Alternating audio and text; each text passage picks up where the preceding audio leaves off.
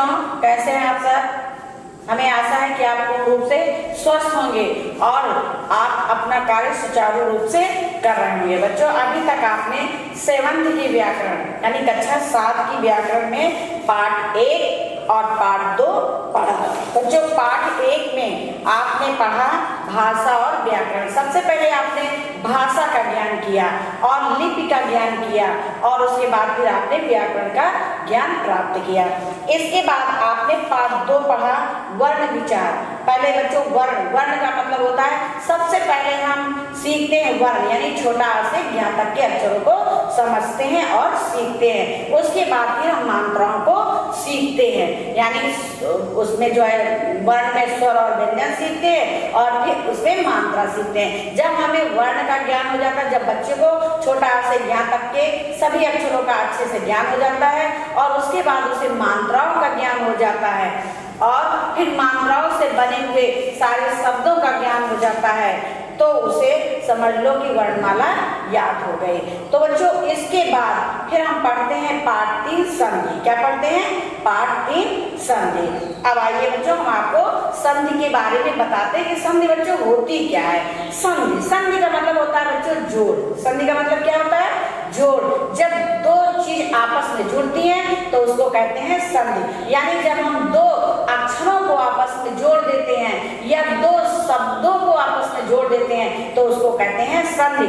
और जब बच्चों हम किसी शब्द के 2 टुकड़े कर देते हैं यानी अलग अलग भागों में बांट देते हैं तो उसको कहते हैं संधि विच्छेद। विच्छेद संधि का मतलब होता है जोड़ना और विच्छेद का मतलब होता है अलग करना। आया समझ में?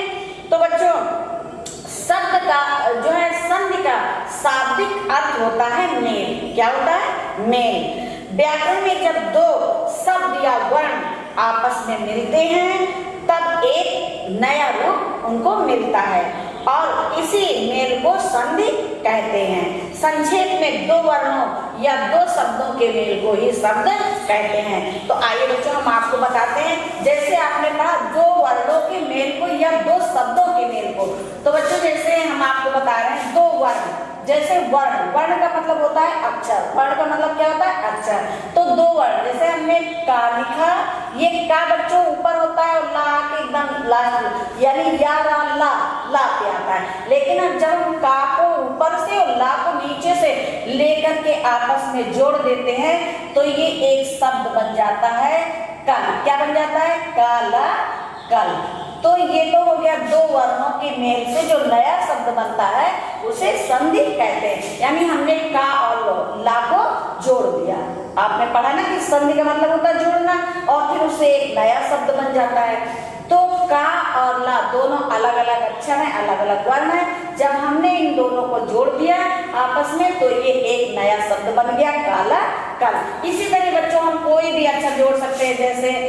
जैसे हम जोड़ सकते हैं पा और ना और घ और ट।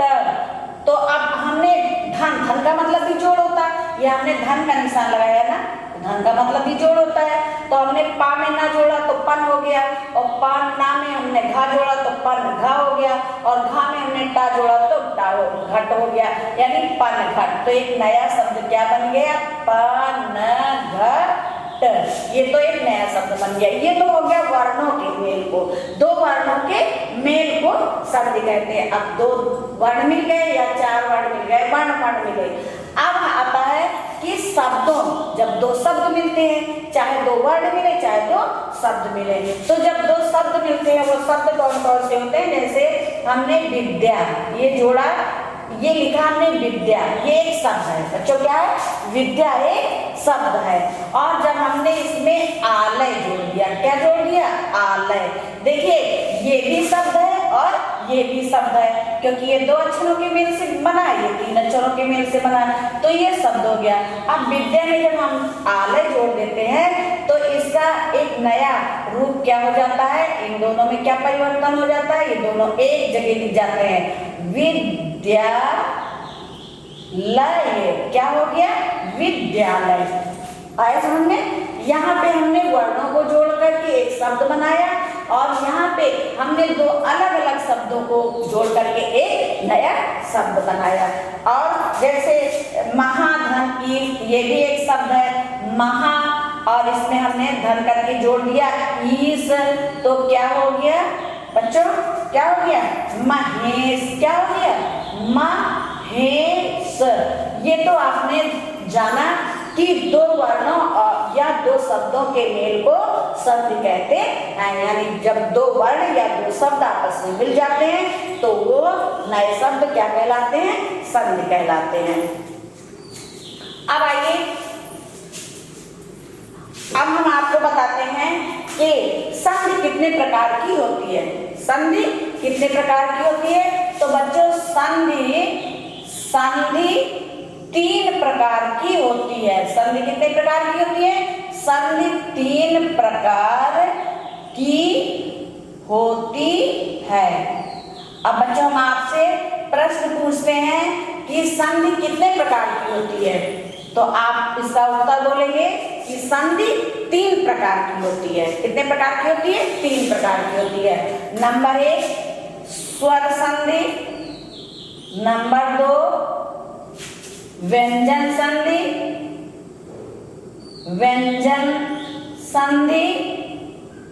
और नंबर 3 होता है विसर्ग संधि।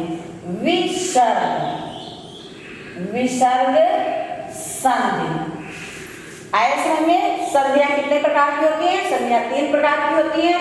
नंबर 1 स्वर संधि, नंबर 2 व्यंजन संधि, और नंबर 3 विसर्ग संधि। अब बच्चों हम आपको स्वर संधि के बारे में बताने जा रहे हैं। स्वर संधि, स्वर संधि। अब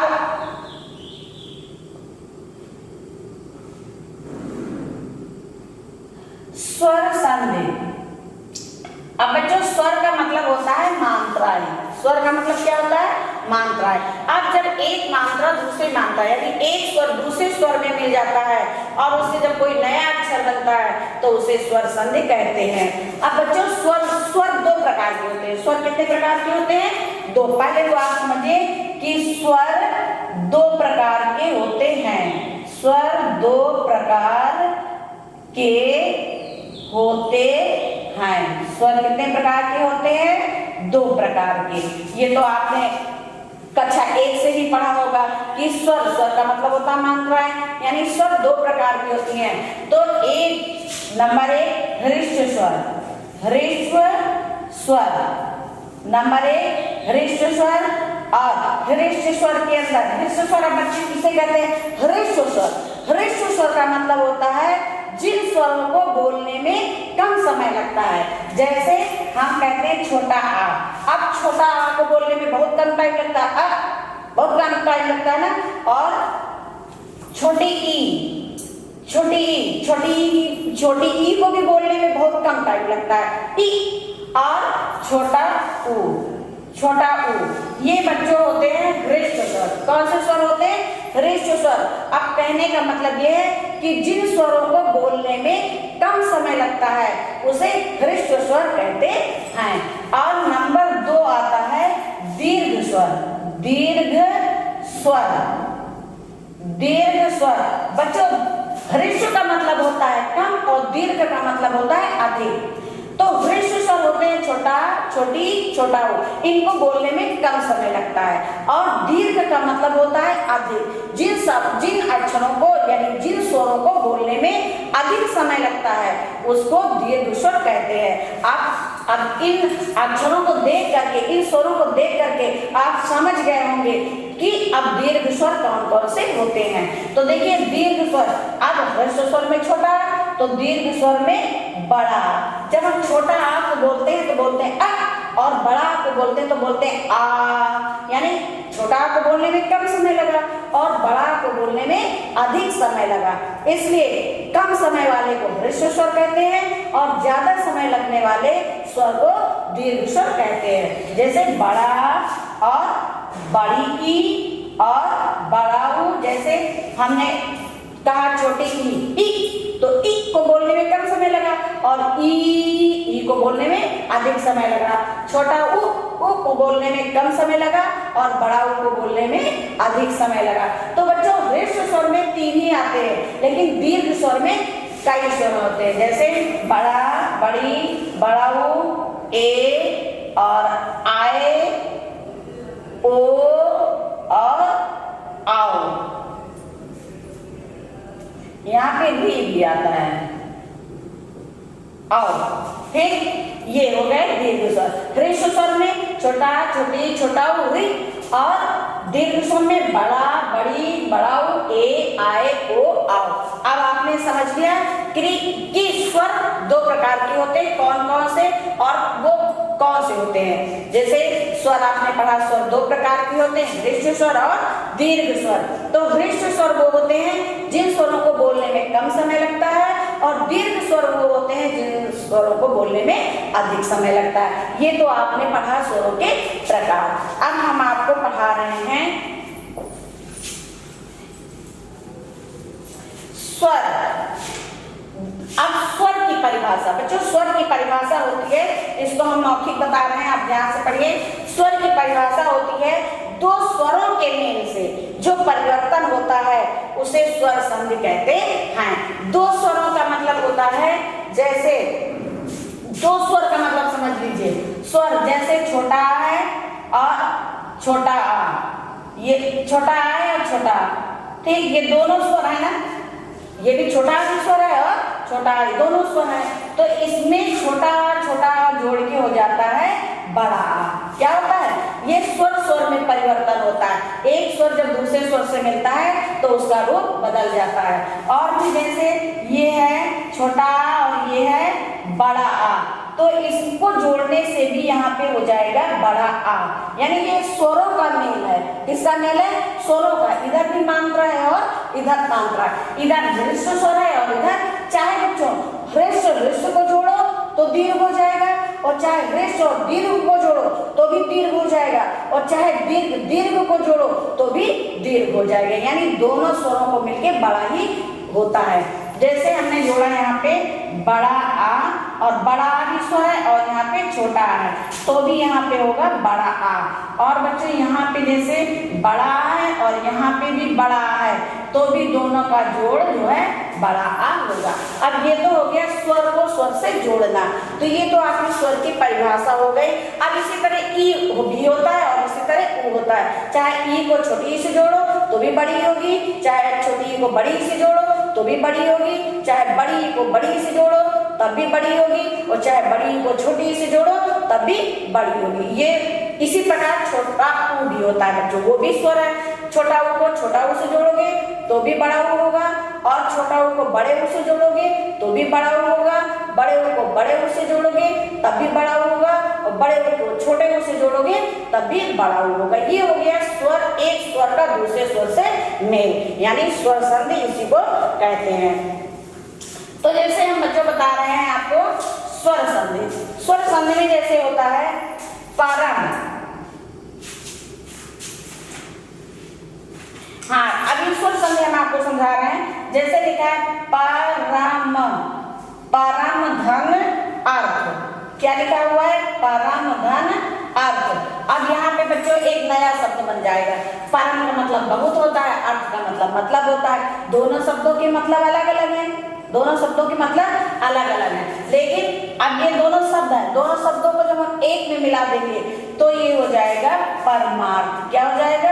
परमार्थ, परमार्थ। बच्चे यहाँ पे परम है और यहाँ पे अर्थ है, लेकिन जब हम जोड़ देते हैं तो ये छोटा यहाँ से हट जाता है, ये छोटा की इसमें मात्रा लग जाती है। तो अभी हम आपको देखो बता रहे हैं यहाँ पे। अब ये जैसे यहाँ पे माँ, हमने बताया ना कि हर व्यंजन के साथ छोटा आ मुंह से निकलता है, हर व्यंजन के साथ छोटा आ जुड़ा होता है, चाहे का बोले चाहे खा, आ निकलता है। तो यहाँ पे है परम, माँ के साथ छोटा आ हमारे मुंह से निकला, यानी माँ के साथ छोटा आ जुड़ा हुआ है। अब आ यहाँ पे माँ के साथ छोटा, ये पहले शब्द का लास्ट वाला जो अक्षर है उसमें हम आ निकल रहा है, तो यहाँ पे मैं आ लिख दिया। और दूसरे शब्द का पहला अक्षर जो है आ, क्या है? आ। तो जब आ और आ जुड़ा तो क्या हो गया? बड़ा आ। तो बच्चों जब ये आ और ये आ जुड़ गया तो माँ में यहाँ पे आ की मात्रा लग गई और ये आ यहाँ से हट गया। तो परम धन गया परमार्थ। यानी यहाँ पे दो स्वर आपस में जुड़े, छोटा और छोटा बराबर हो गया बड़ा। आपको समझ में आया कि ये पहला शब्द है परम और दूसरा शब्द है अर्थ। परम यानी परम का जो परम शब्द है, इसका जो अंत वाला अक्षर है माँ, इस माँ के साथ आ निकलना है, छोटा। तो ये छोटा यहाँ पे हमने लिख दिया और दूसरे शब्द का पहला अक्षर आ है। तो जब ये आ और ये आ मिल गए तो यहाँ माँ में बड़े आ की मात्रा लग गई, ये हो गया परमार्थ। तो अब जैसे है विद्या धन आलय, विद्या धन आलय, विद्या धन आलय। बच्चों विद्या अलग लिखा है और आलय अलग लिखा है। विद्या माने ज्ञान होता है और आलय माने घर होता है, यानी विद्या का घर। इनके दोनों के शब्दों के अर्थ अलग अलग हैं, लेकिन जब हम दोनों को एक में मिला के लिख देते हैं तो ये हो जाता है विद्यालय। क्या हो जाता है? विद्यालय। यानी दोनों, इसमें कभी अर्थ चेंज नहीं हुआ, एक ही है विद्यालय। अब बच्चों देखिए यहाँ पे लिखा है विद्या, विद्या में आ की मात्रा लगी है। कौन सी मात्रा लगी? बड़े आ की। तो यहाँ पे हम लिखेंगे बड़ा आ। क्या लिखेंगे? बड़ा आ। और दूसरे शब्द में भी बच्चों बड़ा आ लिखा हुआ है, तो यहाँ हो गया बड़ा आ, दोनों को मिला के हो गया बड़ा आ। तो आपने देखा यहाँ पे, आपने यहाँ पे देखा कि यहाँ विद्या और यहाँ आलय।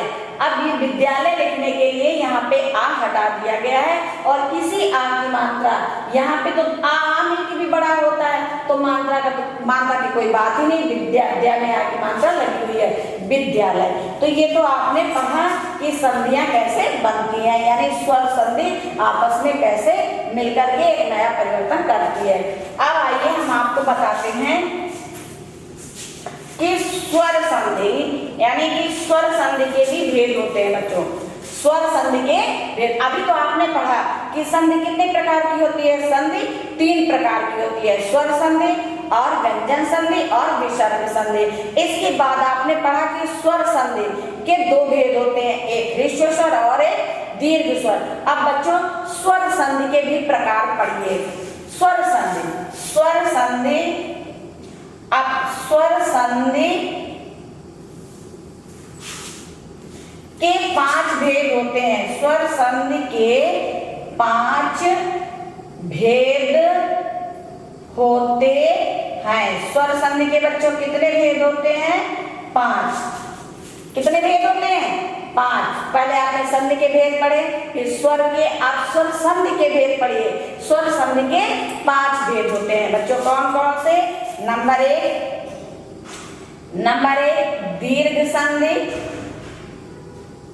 नंबर 1 दीर्घ संधि, नंबर 2 गुण संधि, नंबर 2 गुण संधि, और नंबर 3 वृद्धि संधि, नंबर 3 वृद्धि संधि, और नंबर 4 यण संधि, और नंबर 5 अयादि संधि, नंबर 5 अयादि संधि। अब बच्चों आपने पढ़ा स्वर संधि के 5 भेद होते हैं। स्वर संधि के कितने भेद? ये सब आप लोग बहुत ध्यान से पढ़िए और इनको याद भी करते रहिए, क्योंकि यही सब प्रश्न आपके जो है पेपर में पूछे जाएंगे। इन चीजों को आप लिख लिया करिए और अपना होमवर्क तैयार किया करिए। जैसे आप लोग पढ़ लेते हैं और पढ़ने के बाद उसी में से आप क्वेश्चन के आंसर लिखा करिए, एक होमवर्क की कॉपी बना लीजिए। तो बच्चों स्वर संधि के कितने प्रकार होते हैं? 5। कौन कौन से? दीर्घ संधि, गुण संधि, वृद्धि संधि, यण संधि और अयादि संधि। तो अब हम इन 5 में से आपको सबसे पहले दीर्घ संधि के बारे में बताने जा रहे हैं। अब बहुत ध्यान से आप लोग दीर्घ संधि के बारे में पढ़िए।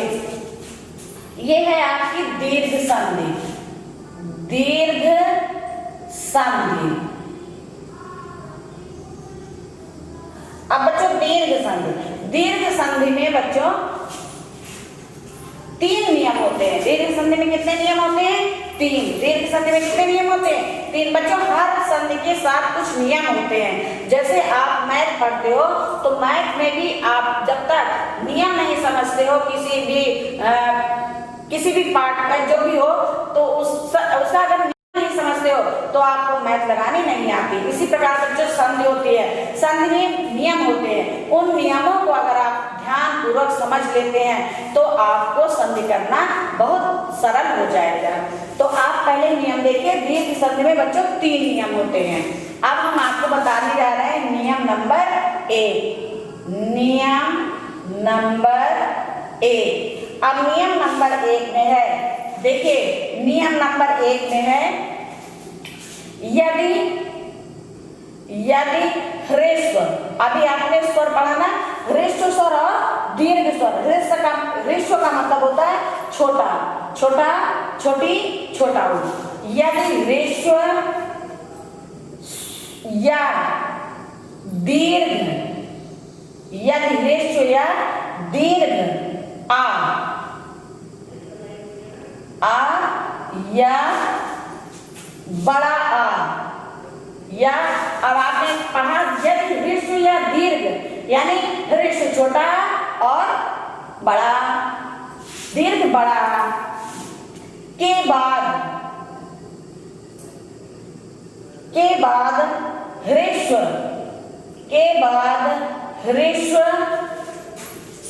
ह्रस्व या दीर्घ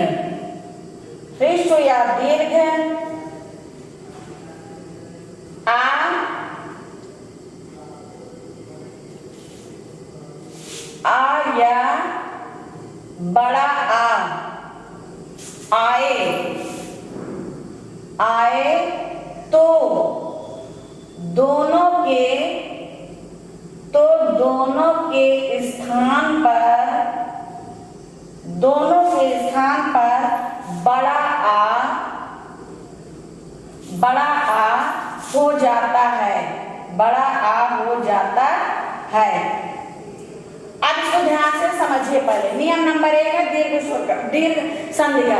यदि ह्रस्व या दीर्घ यानी छोटा आ या बड़ा के बाद पुनः छोटा आ या बड़ा आता है तो वहां पर बड़ा आ हो जाता है, जैसा कि हम अभी पहले आपको समझा चुके हैं।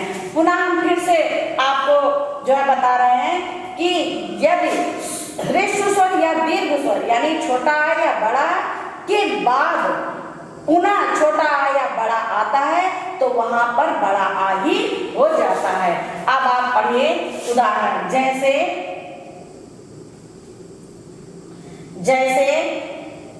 यहां पे है चार और रा, क्या लिखा हुआ है? चारा चर। क्या लिखा हुआ है? चारा चर। और चर में हमने अचर जोड़ दिया। अचर क्या जोड़ दिया? ये चर अलग शब्द है और ये अचर अलग शब्द है। इसका अर्थ अलग है और इसका अर्थ अलग है। तो ये हो गया चर और ये एक शब्द हो गया, ये दूसरा शब्द हो गया। तो ये चर है, चर और अचर। तो चर और अचर को जब हम आपस में जोड़ते हैं, संधि बनाते हैं तो क्या हो जाता है? चराचर। क्या हो जाता है? चराचर। अब इसमें देखिए, ध्यान से देखिए, चराचर है। अब ये चर यानी रा के साथ कौन सा स्वर सुनाई पड़ रहा है? छोटा आ, यानी ह्रस्व स्वर सुनाई पड़ रहा है। और यहाँ पे आ, ये तो आप देख ही रहे हैं कि ये आ तो एकदम आपको बिल्कुल सामने दिखाई पड़ रहा है कि ये छोटा आ है, यानी ये भी ह्रस्व है। तो यहाँ रा का हमने छोटा आ लिख दिया, ये ह्रस्व स्वर हो गया और ये ह्रस्व स्वर, दोनों ह्रस्व स्वर ह्रस्व स्वर को हमने जोड़ दिया तो ये हो गया दीर्घ स्वर। कौन सा स्वर हो गया? दीर्घ स्वर। यानी चर में हमने अचर जोड़ दिया तो ये आ हट गया यहाँ से और ये आ की मात्रा रा में लग गई, हो गया चरा चर। इसके बाद हम दूसरा आपको बता रहे हैं, जैसे लिखा है शिव। क्या लिखा हुआ है? शिव धन आलय, शिव धन आलय। अब यहाँ पे लिखा है शिव और यहाँ पे लिखा है आलय, तो दोनों को मिलाकर जब हम संधि बनाएंगे तो क्या हो जाएगा बच्चों? शिवालय। क्या हो जाएगा? शिवालय, शिवालय। अब यहाँ देखिए ये शिव, हमने आपको बताया कि हर व्यंजन के साथ छोटा आ यानी स्वर छोटा आ सुनाई पड़ता है। तो यहाँ पे शिव व के साथ आ सुनाई पड़ा, छोटा आ, तो यहाँ पे ह्रस्व स्वर आता है, छोटा आ। यहाँ पे दूसरे शब्द में आपको आ बिल्कुल सदस्य दिखाई पड़ रहा है, बड़ा आ लिखा हुआ। इधर बच्चों जो शब्द का पहला होता है, जो मतलब जो पहला शब्द होता है उसका जो लास्ट वाला अक्षर होता है उसमें जो स्वर होता है वो हमें दिखाई नहीं पड़ता है। सिर्फ ये हमारे जानने की बात है कि हर व्यंजन के साथ स्वर लगा होता है, वो छोटा आ ही होता है। और अगर कोई बड़ा दीर्घ होता है तो उसकी मात्रा लगी होती है।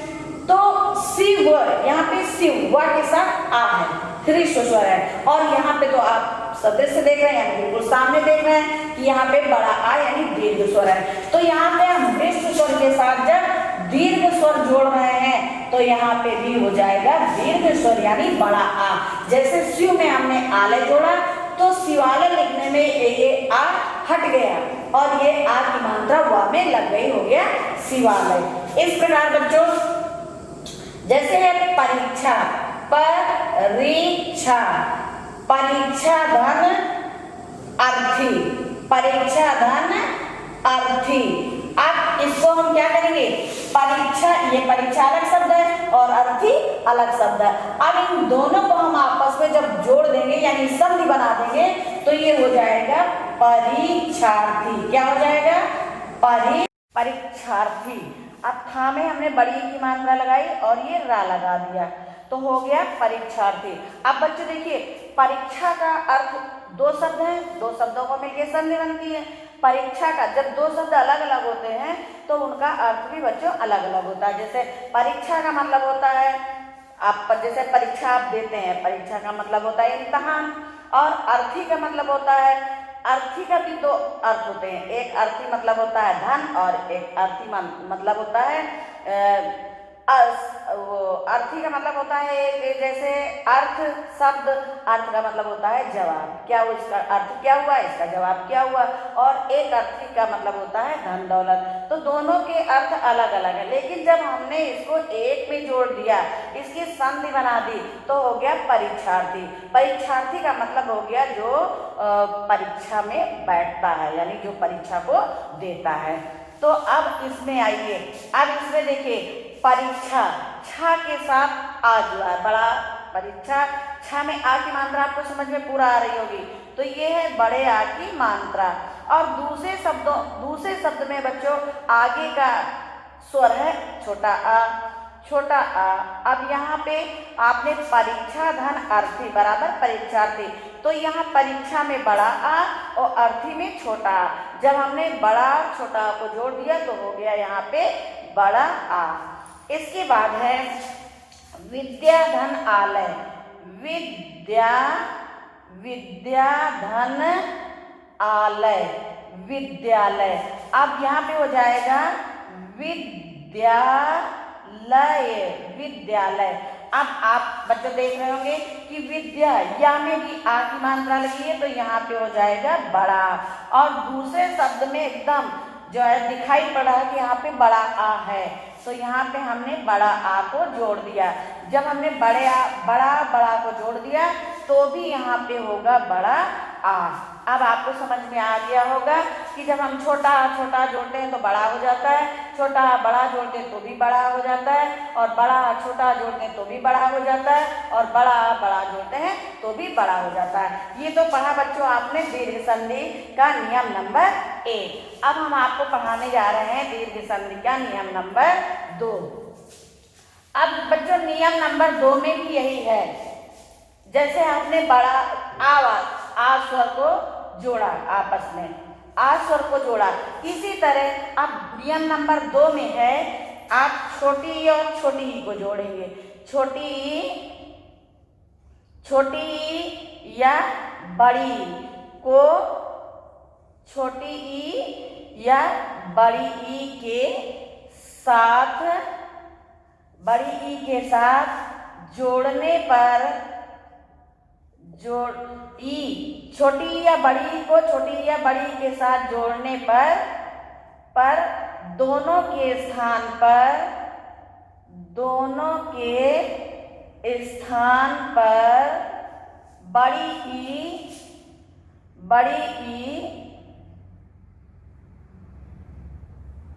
हो जाएगी, बड़ी ई हो जाएगी। अब जैसे आपने पढ़ा छोटा में छोटा जोड़ा, बड़ा में छोटा जोड़ा, तो दोनों में अब बड़ा आई आएगा। इसी तरह आपका नियम नंबर 2 है, इसमें ई और ई को चाहे छोटी छोटी जोड़िए तो बड़ी हो जाएगी, चाहे बड़ी छोटी जोड़िए तो बड़ी हो जाएगी, चाहे बड़ी छोटी जोड़िए तो बड़ी हो जाएगी, और चाहे बड़ी बड़ी जोड़िए तो भी बड़ी ई हो जाएगी। अब आप इसका जो है उदाहरण देखिए, जैसे बहुत बच्चों ध्यान से समझना है इसको। जैसे इसमें है रवि, रवि धन इंद्र, रवि धन इंद्र। अब यहाँ पे बच्चों हो जाएगा रविंद्र, क्या हो जाएगा? रविंद्र। अब इसमें हम कौन से स्वर का प्रयोग करते हैं? अब आपको दिखाई पड़ा होगा कि इस जगह वा में छोटी ई की मात्रा लगी है, तो यहाँ पे हो जाएगा छोटी ई की मात्रा, और छोटी यहाँ पे छोटी ई की मात्रा है, वा में छोटी की मात्रा लगी है, और दूसरे शब्द में एकदम साफ दिखाई पड़ा है कि छोटी ई है। तो छोटी ई में जब हम छोटी ई जोड़ देते हैं तो हो जाता है बड़ी ई। क्या हो जाता है? बड़ी ई। जैसे कि यहाँ पे वा में छोटी ई की मात्रा लगी है, और जब हमने ई और ई को जोड़ दिया तो यहाँ पे वा में बड़ी की मात्रा हो गई, रविंद्र। इसके बाद आता है कपि धन ईश, कपि धन ईश बराबर हो जाएगा बच्चों कपीस। क्या हो जाएगा? कपीस। अब यहाँ पे हम कौन से स्वर को आपस में जोड़ रहे हैं? आप यहाँ देख रहे हैं कि वा में छोटी ई की मात्रा है, तो यहाँ पे हम लिखेंगे छोटी ई, और यहाँ पे आप देख रहे हैं कि बड़ी ई लिखा है, तो यहाँ पे हम लिख देंगे बड़ी ई। अब छोटी ई और बड़ी, जैसे अभी आपने पढ़ा कि छोटी ई छोटी मिलके बड़ी हो जाती है, अब यहाँ छोटी और बड़ी मिलके भी यहाँ पे होगी बड़ी ई। जैसे यहाँ पे वा में छोटी की मात्रा का यहाँ, हाँ यहाँ पा में छोटी की मात्रा थी, तो यहाँ पा में बड़ी की मात्रा हो गई। अब है मही धन ईश, मही धन ईश। जब हम मही धन ईश को जोड़ते हैं बच्चों तो हो जाता है महीश। क्या हो जाता है? महीश। अब आप देख रहे होंगे कि इस हा में बड़ी की मात्रा लगी है, तो हम यहाँ पे बड़ी ई की मात्रा लिख देते हैं, और यहाँ तो आपको प्रत्यक्ष दिखाई पड़ रहा है कि बड़ी ई है, तो बड़ी ई को हम बड़ी ई में जोड़ देते हैं तो क्या हो जाता है? बड़ी ई। जैसे यहाँ पे बड़ी ई की मात्रा थी, यहाँ पे बड़ी ई की मात्रा है, दोनों को जोड़ा तो हो गया महेश। इसके बाद है नारी, नारी धन इच्छा। क्या लिखा हुआ है? नारी धन इच्छा। अब बच्चों यहाँ पे हो जाएगा नारीक्षा, नारीक्षा, ठीक, नारीक्षा। अब यहाँ पे नारीक्षा में हम कौन से स्वर को जोड़ रहे हैं? अब आपको समझ में आ रहा होगा कि यहाँ रा में बड़ी ई की मात्रा है, रा में हमने यहाँ पे बड़ी ई की मात्रा लगा दी, ये हो गया बड़ी। और फिर यहाँ पे दूसरे शब्द में आपको समझ में आ रहा होगा, यहाँ पे छोटी ई लिखी है, तो बड़ी के साथ हम छोटी ई को जोड़ते हैं तो भी हो जाता है बड़ी ई। अब आपको समझ में आ गया, छोटी ई में छोटी जोड़ा तो बड़ी हो गया, छोटी ई में बड़ी जोड़ा तो बड़ी हो गया, और बड़ी ई को बड़ी ई से जोड़ा तो बड़ी ई को बड़ी ई से जोड़ा तो क्या हो गया? बड़ी। और छोटी बड़ी ई को छोटी ई से जोड़ा तो हो गया बड़ी। कहने का मतलब कि दोनों स्वर आपस में एक ही जैसे होने चाहिए। अगर ई के साथ हम दूसरे स्वर का प्रयोग करेंगे तो वहाँ पे संधि बदल जाएगी। तो जो हमें छोटा से छोटा जोड़ना नियम नंबर 1 में, और नियम नंबर 2 में ई से ई को जोड़ना, वो चाहे छोटी हो चाहे बड़ी हो, चाहे पहले छोटी हो चाहे बाद में बड़ी हो, मतलब हो ई ही। अब आप पढ़ेंगे नियम नंबर 3। नियम नंबर 3 में बच्चों छोटा ऊ, आपने पढ़ा ना कि ह्रस्व स्वर, छोटी और ह्रस्व स्वर और दीर्घ स्वर, स्वर 2 प्रकार के होते हैं। तो आपको चाहे छोटी पहले जोड़नी हो चाहे बड़ी, यानी दोनों के स्थान पे बड़ी आएगा। तो अभी आपने आ पढ़ा, ई पढ़ा, नियम नंबर 1 में आ पढ़ा, नियम 2 में आपने छोटी बड़ी पढ़ा। अब नियम नंबर 3 में आप ऊ पढ़ेंगे। अब यहाँ पे है नियम नंबर 3। अब नियम नंबर 3 में है छोटा ऊ और बड़ा ऊ, यानी छोटा ऊ बड़ा ऊ को जोड़ेंगे तो छोटा ऊ या बड़ा ऊ ही हो जाएगा। ठीक, अगर हम छोटा ऊ में बड़ा ऊ जोड़ेंगे तो भी बड़ा ऊ हो जाएगा, और बड़ा ऊ में अगर छोटा ऊ जोड़ेंगे तो भी बड़ा ऊ हो जाएगा, यानी ऊ और ऊ को जोड़ने से हो जाएगा बड़ा ऊ। क्या हो जाएगा? बड़ा ऊ। चाहे छोटा ऊ के बाद बड़ा हुआ है तो भी बड़ा ऊ, चाहे बड़ा ऊ के बाद बड़ा हुआ है तो भी बड़ा ऊ, चाहे बड़ा ऊ के बाद छोटा हुआ है तो भी बड़ा ऊ, और चाहे बड़ा ऊ के बाद छोटा हुआ है तब भी बड़ा ऊ हो जाएगा।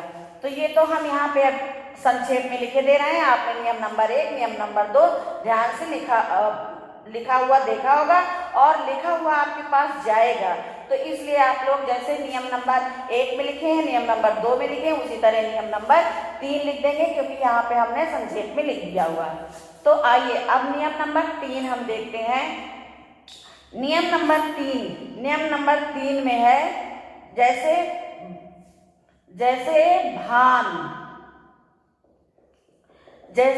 भानु, भान धन उदय। क्या लिखा हुआ है? भानु धन उदय।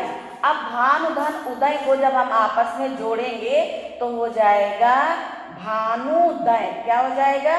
भानुदय। अब भानुदय में बच्चों कौन कौन से स्वर का मिलान हुआ? यहाँ पे नामे छोटे ऊ की मात्रा है, तो यहाँ पे हम लिख देंगे छोटा ऊ। और यहाँ दूसरे शब्द में तो बच्चों एकदम साफ दिखाई पड़ता है कि यहाँ पे ये स्वर है, तो यहाँ पे छोटा ऊ है। अब छोटा ऊ में हमने छोटा ऊ को जोड़ दिया तो यहाँ पे हो गया बड़ा ऊ। अब देखिए भानु, यहाँ पे नाम में छोटे ऊ की मात्रा थी, लेकिन जब दोनों ऊ जुड़ गए छोटा ऊ तो यहाँ पे नाम में हो गई बड़े ऊ की मात्रा। तो याद रखें कि जब छोटा ऊ के दो कोई शब्द होते हैं, उनको जोड़ने पर जब दूसरा नया शब्द बनता है तो उसमें बड़े ऊ की मात्रा हो जाती है। अब इसके बाद आप दूसरा उदाहरण देखिए, लघु धन ऊर्मी।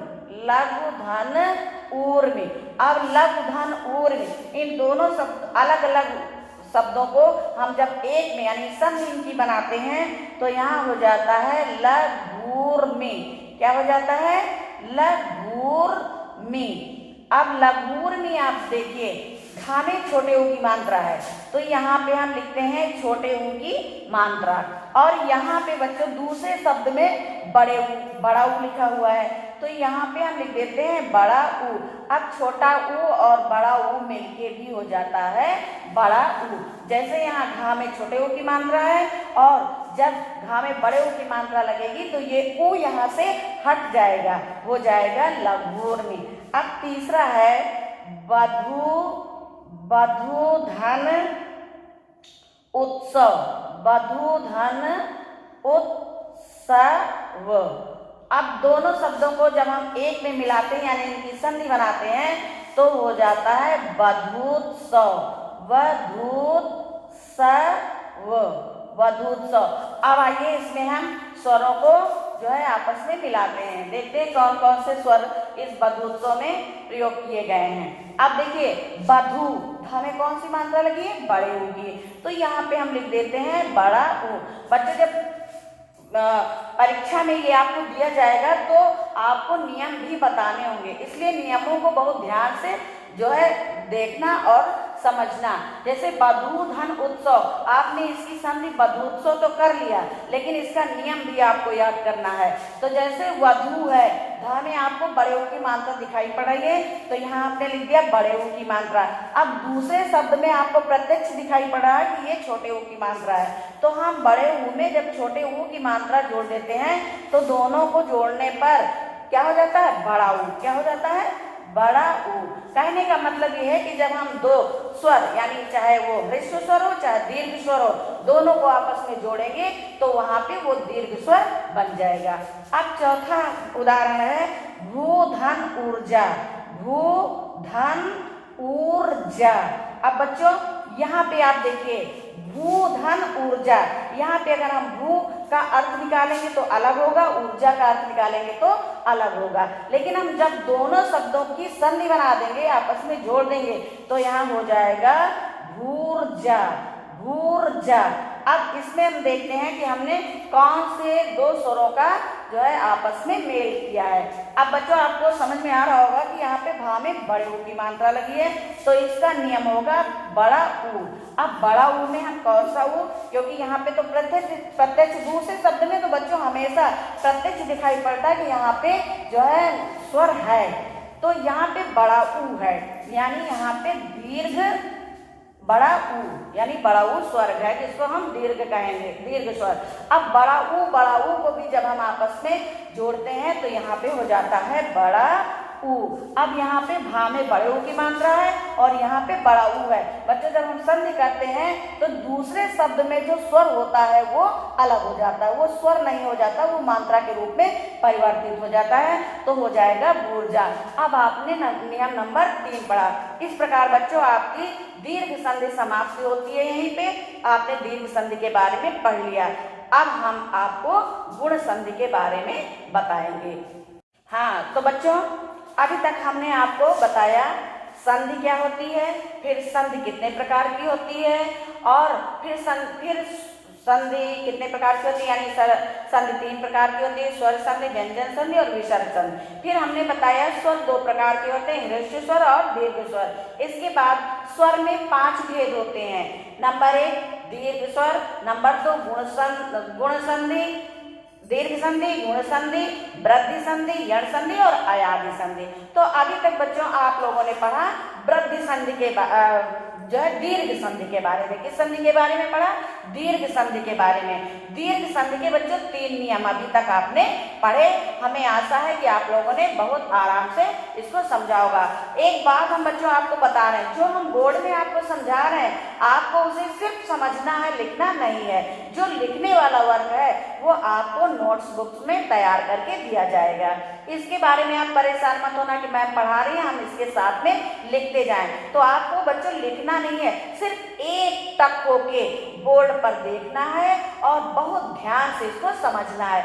लिखने का कार्य हम आपको जो है बाद में भेजेंगे, वो आ जाएगा आपके पास। तो आप बिल्कुल परेशान मत होना, उसको आप देख के लिख लेना। आप सिर्फ बोर्ड में समझोगे, और बच्चों जब आप सारे नियमों को समझ लोगे तो आपके लिए संधि जो है बहुत सरल चीज हो जाएगी। तो अभी तक आपने पढ़ा दीर्घ संधि के तीनों नियमों को। अब हम आपको पढ़ाते हैं बच्चों गुण संधि। गुण संधि का पहला नियम, गुण संधि में बच्चों 3 नियम है। अब आप पढ़िए गुण संधि का नियम नंबर 1। तो नियम नंबर 1 यानी क्या है? जब ह्रस्व का मतलब आप समझ गए होंगे। ह्रस्व का मतलब जो स्वर जैसे छोटा, बड़ा, छोटी, छोटा, छोटी और छोटा ऊ, तो ये तो ह्रस्व स्वर हो गए। और दीर्घ में आपने पढ़ा होगा कि बड़ा, बड़ी, बड़ाऊ, ए आए ओ आओ। तो आपने ह्रस्व स्वर को समझा। ह्रस्व स्वर में छोटा, छोटी, छोटाऊ, री, ये 4 होते हैं। और दीर्घ संधि में, दीर्घ स्वर में बच्चों क्या होता है? बड़ा और बड़ी, बड़ाऊ, ए आए ओ आओ। तो यहाँ क्या कह रहा है? ध्यान से समझिए। जब ह्रस्व या दीर्घ छोटा आ या बड़ा आ के बाद कोई असमान, यानी छोटा आ या बड़ा आ के बाद छोटा आ बड़ा आ ना आए। ये छोटा आ बड़ा के बाद छोटा आ बड़ा आ जो है किसमें आया? दीर्घ संधि में। तो अब आप पढ़ेंगे कि जो छोटा आ और बड़ा आ के बाद कोई असमान स्वर आए। असमान का मतलब कि छोटा बड़ा ना आए, छोटी ई बड़ी ई आए, यही तो असमान है। समान वो है जैसे छोटा में छोटा आ जोड़ा, बड़ा में बड़ा आ जोड़ा, तो ये तो समान स्वर हो गए। और अगर हम छोटा आ में छोटी ई जोड़ते हैं तो ये असमान स्वर हो गए, एक जैसे नहीं है।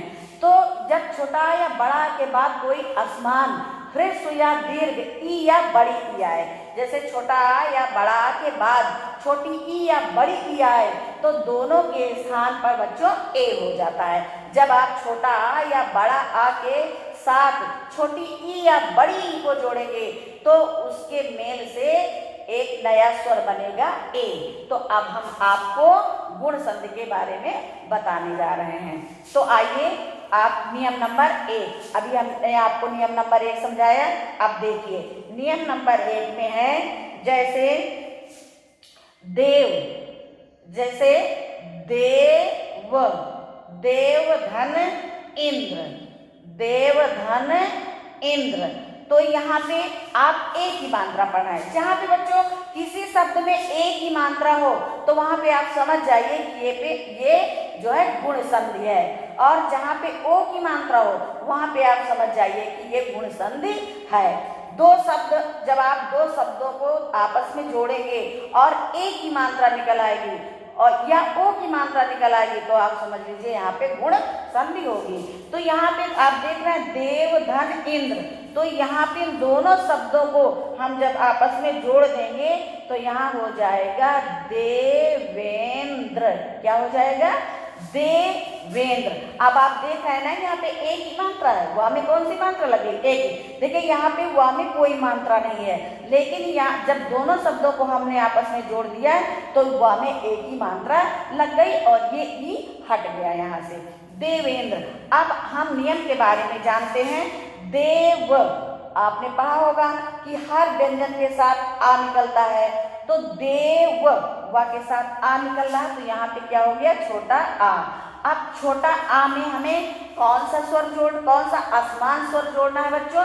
तो आ के बाद यहाँ पे क्या आ रहा है? कौन सा स्वर आ रहा है? छोटी ई। अब हम छोटा आ में छोटी ई को जोड़ते हैं तो बच्चों क्या परिवर्तन होगा? छोटा आ और छोटी ई जब जुड़ेगी आपस में तो ए हो जाएगा। क्या हो जाएगा? ए। अब यहाँ पे आपने देखा कि जब छोटा आ और छोटी ई जुड़ा तो हो गया देवेंद्र। समझ में आया? देव धन इंद्र, यानी छोटा आ में छोटी ई जुड़ा तो कौन सी मात्रा बन गई? ए की मात्रा।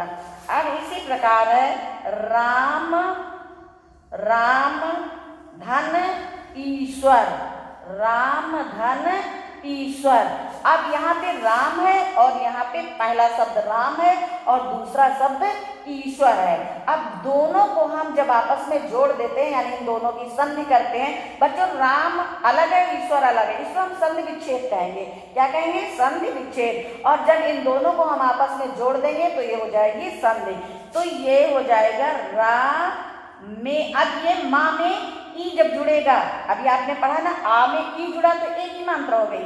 जब इस माँ में ये आ है, माँ में आ, समझ में आ रहा है कि माँ से आ निकल रहा है स्वर, तो इसमें ये जो बड़ी है ये एक ही मात्रा बन जाएगी, हो जाएगा रामेश्वर। क्या हो गया? रामेश्वर।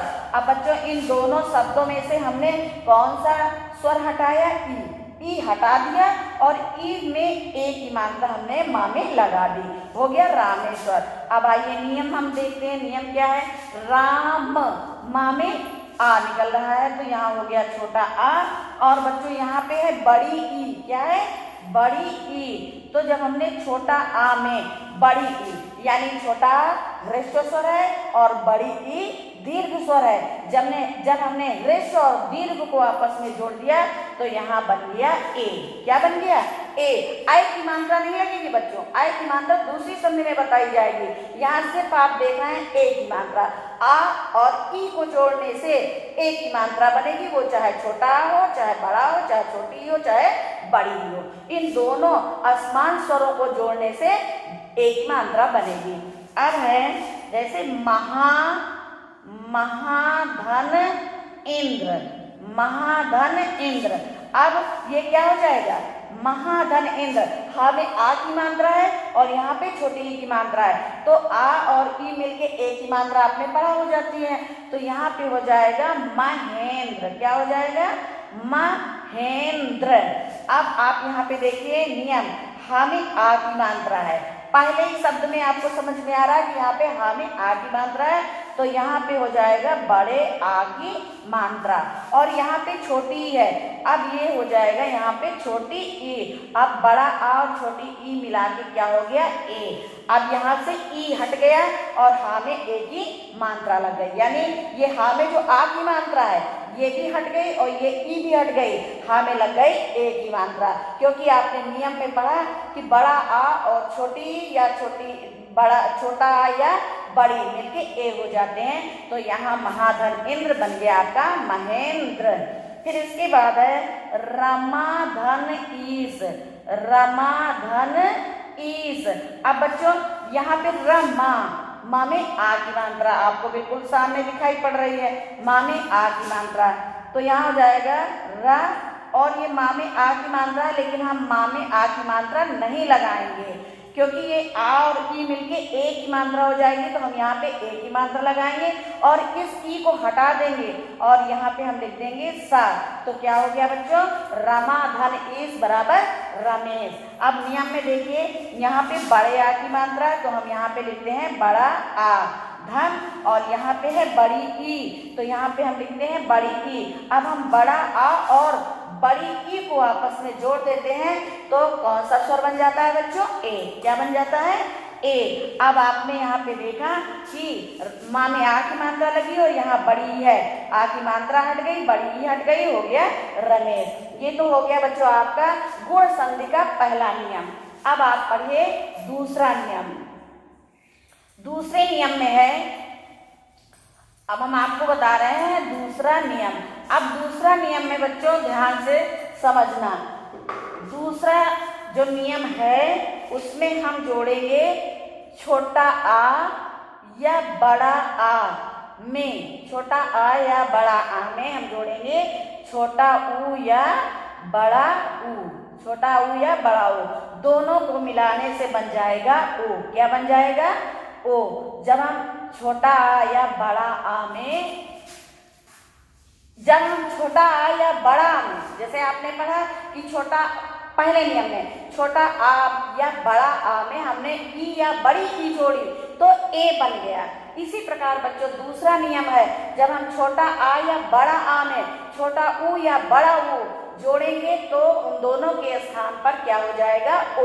अब जिस शब्द में बच्चों ओ की मात्रा लगी हो उसको समझ लीजिए कि ये गुण संधि है।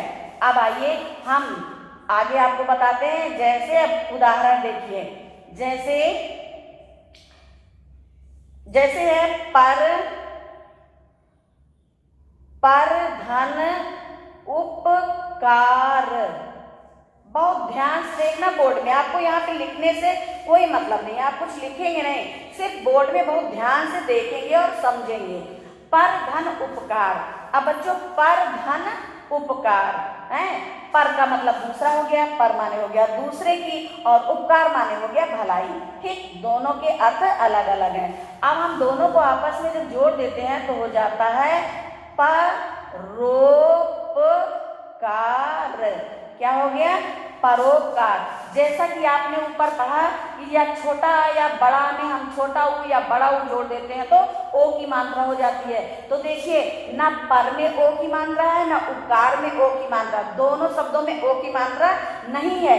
लेकिन जब हमने यहाँ ऊपर दर्शाया कि छोटा आ या बड़ा आ में छोटा ऊ या बड़ा ऊ जोड़ेंगे तो ओ हो जाएगा, तो बच्चों ये रा के साथ हमें क्या सुनाई पड़ रहा है, आ। रा के साथ हमें कौन सा स्वर सुनाई पड़ रहा है, छोटा आ। और दूसरे शब्द में आपको एकदम साफ दिखाई पड़ रहा है कि यहाँ छोटा ऊ है, तो हमने छोटा आ में छोटा ऊ जोड़ा तो बच्चों क्या हो गया, बड़ा ऊ। क्या हो गया, बड़ा ऊ। अब आपको समझ में आ गया होगा कि यहाँ से पर धन उपकार, यानी ये ऊ यहाँ से हट गया और ये ऊ हो गई रा में ओ की मात्रा, हो गया परोपकार। इसके बाद हम दूसरा उदाहरण आपको बता रहे हैं, जैसे लिखा है जल धन ऊर्मी, जल धन ऊर्मी। अब बच्चों जल और धन ऊर्मी, अब हमको इन दो अलग अलग शब्दों को एक में जोड़ना है, तो ये हो जाएगा जलोर्मी। क्या हो जाएगा, जलोर्मी, जलोर्मी। अब आपने देखा यहाँ पे कोई ओ की मात्रा नहीं है, लेकिन ये ला में कौन सी मात्रा, कौन सा स्वर आपको सुनाई पड़ रहा है, छोटा आ, छोटा आ। अब हम छोटा आ में बच्चों कौन सा स्वर जोड़ते हैं, यानी दीर्घ स्वर, बड़ा ऊ। जब हम छोटा आ और बड़ा ऊ को आपस में जोड़ते हैं तो क्या हो जाता है, छोटा आ और ऊ को जोड़ते हैं तो ओ बन जाता है। कौन सा स्वर बन जाता है, ओ। अब यहाँ पे ला में ओ की मात्रा लग गई, हो गया जलोर्मी। क्या हो गया, जलोर्मी। इसके बाद है महाधन उत्सव। कौन सा शब्द है, महाधन उत्सव। दोनों शब्द अलग अलग हैं, लेकिन बच्चों इसमें आपको दिखाई पड़ा होगा कहीं ओ की मात्रा नजर नहीं आ रही है। लेकिन जब हम इन दोनों शब्दों को आपस में जोड़ देंगे तो हो जाएगा यहाँ पे महोत्सव। अब आपने देखा कि ये ऊ दूसरे शब्द से ऊ जो है हट गया है, ऊ गायब हो गया है। ये ऊ जो है हमें ओ की मात्रा बन गई है। अब इसमें हम कौन सा स्वर आपस में जोड़ रहे हैं, हमें आ की मात्रा है, यहाँ पे हो गया बड़ा आ और यहाँ पे हो गया छोटा ऊ। अब बड़ा आ और छोटा ऊ को जब हमने आपस में जोड़ा तो यहाँ पे हमें ओ की मात्रा लग गई, हो गया ओ। तो महाधन उत्सव बराबर हो गया महोत्सव। इसके बाद है महाधन ऊर्मी। क्या हो गया, महाधन ऊर्मी। अब बच्चों इन दोनों शब्दों को जब हम आपस में जोड़ेंगे तो हो जाएगा महोर्मी। क्या हो जाएगा, महोर्मी। महोर्मी। अब देखिए यहाँ पे कौन सा स्वर है, हमें आ की मात्रा, हमें आ की मात्रा है और दूसरे शब्द में बड़ा ऊ यानी दीर्घ स्वर है, तो यहाँ पे हम बड़ा ऊ को जोड़ते हैं तो ये हो जाता है ओ। अब आपने पढ़ा बच्चों गुण संधि का नियम नंबर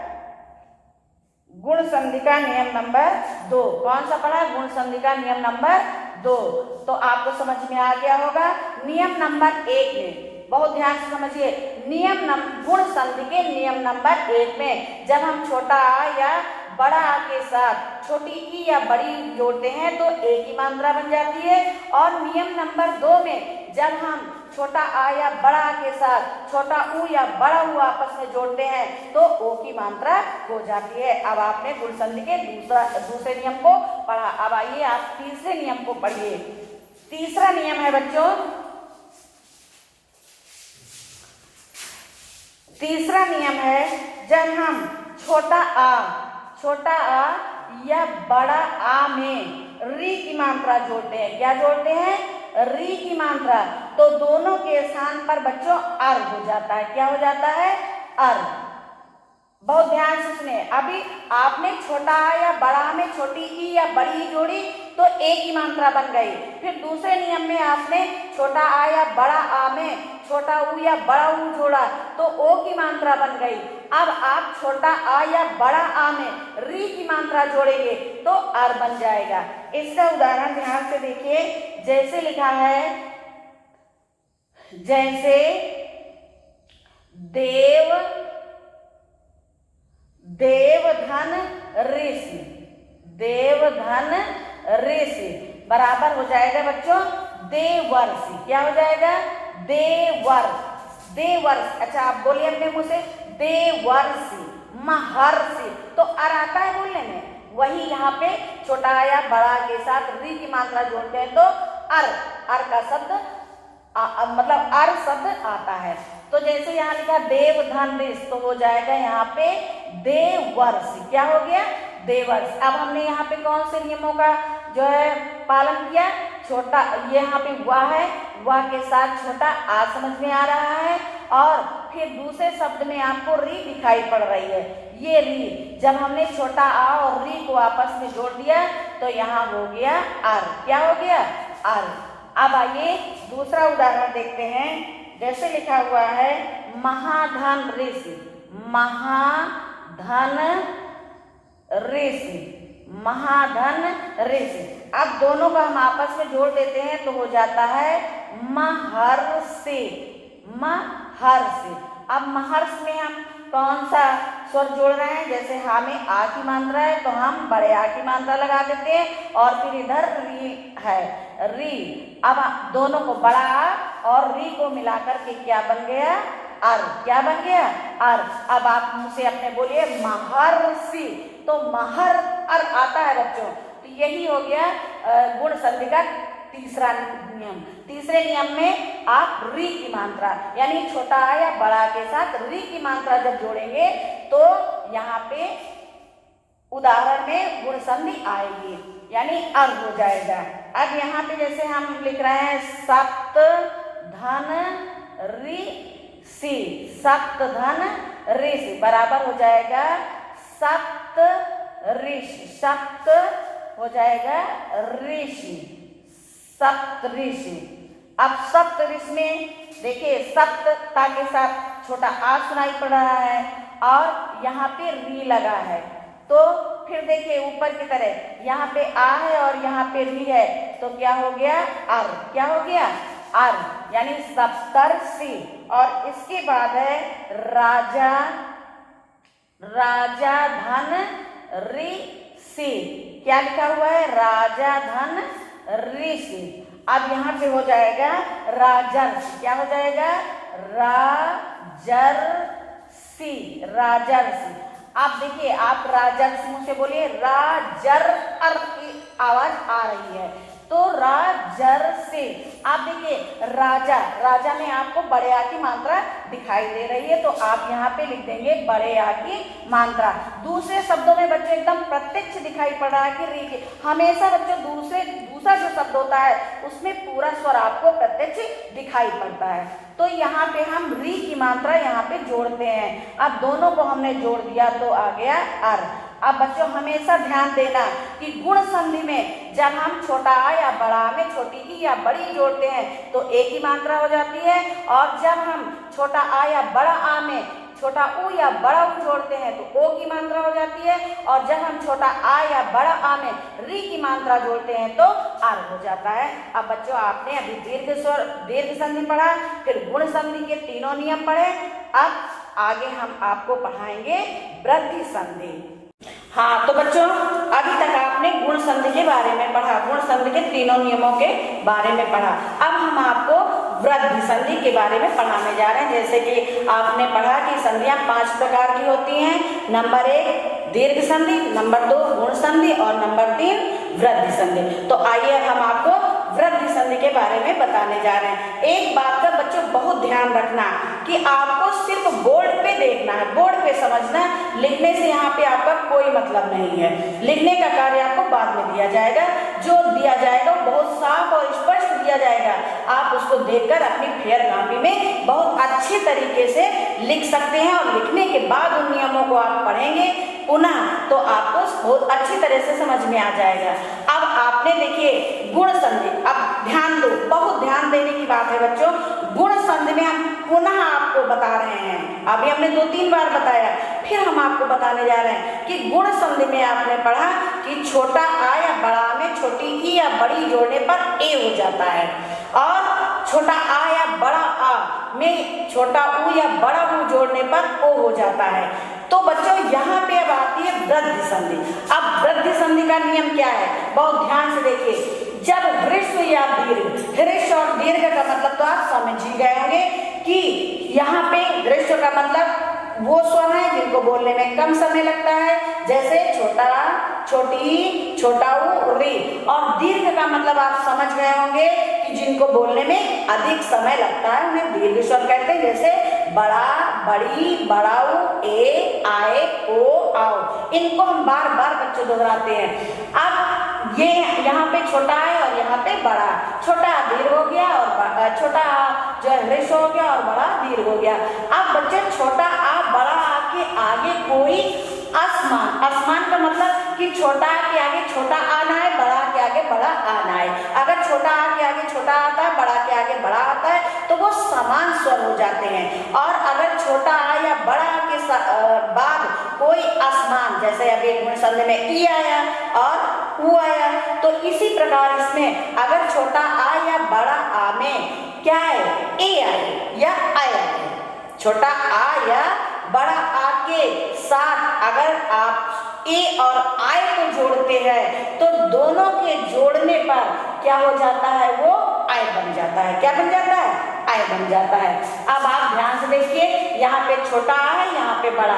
जब ये छोटा आ या बड़ा आ में हम ए या ऐ जोड़ते हैं तो यहाँ पे क्या परिवर्तन होता है, वो ए और आ ऐ हो जाता है। ठीक, तो आप आइए इसका उदाहरण देखते हैं। इसके उदाहरण में बच्चों है, जैसे लिखा हुआ है तत्र। क्या लिखा हुआ है? तत्र। तत्र धन एव, तत्र धन एव। अब ये दो शब्द अलग हैं, दोनों शब्द अलग हैं। यहाँ तत्र है और यहाँ एव है। जब हम दोनों शब्दों को एक में मिलाएंगे तो यहाँ हो जाएगा तत्रैव। आपने देखा ये ए की मात्रा है और ये आई की मात्रा है। तो यहाँ पे देखिए ये त्रा है, त्रा, त्रा में आ सुनाई पड़ा। क्या सुनाई पड़ा है? छोटा आ। और यहाँ तो ए की मात्रा हाई है, तो त्रा में ये ए की मात्रा लग गई, यानी आ में जब ए की मात्रा लग गई, यहाँ पे बताया गया ना, जब आ में ए की मात्रा लग जाएगी तो आय हो जाएगा। तो यहाँ पे आ में जब आई की मात्रा लग गई तो यहाँ त्रा में आई की मात्रा हो गई, हो गया तत्रैव। अब इसमें हमने कौन से स्वरों को आपस में जोड़ा? तत्र। क्या लिखा हुआ है? तत्र। त्रा के साथ छोटा आ सुनाई पड़ रहा है, छोटा आ। और छोटा आ में हम कौन सा जो है स्वर जोड़ते हैं? ए। जब छोटा आ में हमने ए जोड़ दिया तो यहाँ बन गया आय। क्या बन गया? आय। अब ये ए यहाँ से गायब हो गया, हट गया, और ये आय और ये ए और ये आ मिलके आय की मात्रा हो गई, हो गया तत्रैव। अब इसके बाद है परम, परम धन ऐश्वर्य, परम धन ऐश्वर्य। अब बच्चों ये दो अलग अलग शब्द हैं। अब इन दोनों की हम संधि करते हैं तो हो जाता है परमैश्वर्य। क्या हो गया बच्चों? परमैश्वर्य। अब आप देख रहे होंगे कि यहाँ पे माँ में आ की आ स्वर सुनाई पड़ रहा है, परम आ, और ये आय है। अब आ और आय, जैसे यहाँ लिखा है आ और आय आपस में जुड़ा तो आय की मात्रा बन गई। अब यहाँ पे देखिए ये परम, माँ से आ सुनाई पड़ रहा है, और यहाँ पे आय है। क्या है? आय। और यहाँ हमने आ में जब आय की मात्रा जोड़ दी तो यहाँ हो गया आय। अब कहने का मतलब ये कि ये आय यहाँ से हट गया और ये आय की मात्रा ये माँ में लग गई तो यहाँ हो गया परमैश्वर्य। अब इसके बाद है सदा, सदा धन एव। अब बच्चों ये दो अलग अलग शब्द हैं। अब इन दो अलग अलग शब्दों को जब हमने आपस में जोड़ दिया तो क्या हो गया? सदैव। क्या हो गया? सदैव। अब सदैव में हमने कौन से नियम का जो है पालन किया? सदा। दा में आ की मात्रा है, ये आपको सामने दिखाई पड़ रही है, दा में आ की मात्रा है, तो हमने आ की मात्रा यहाँ लिख दी, और दूसरे शब्द में ए लिखा हुआ है। दूसरे शब्द में क्या लिखा हुआ है? ए। अब जब हमने बड़े आ और ए को आपस में जोड़ा तो यहाँ कौन सी नई मात्रा बन गई? आय की। कौन सी मात्रा बन गई? आय की। अब आपने देखा यहाँ सदा, दा में आ की मात्रा लगी है तो ये दा की मात्रा हट जाती है और ये ए हट जाता है, ये दा में यहाँ पे आय की मात्रा हो जाती है, तो सदा धन एव बराबर हो जाता है सदैव। इसके बाद है महाधन ऐश्वर्य, महाधन ऐश्वर्य। अब महाधन ऐश्वर्य को बच्चों जब हम आपस में जोड़ देते हैं तो हो जाता है महैश्वर्य। क्या हो जाता है? महैश्वर्य।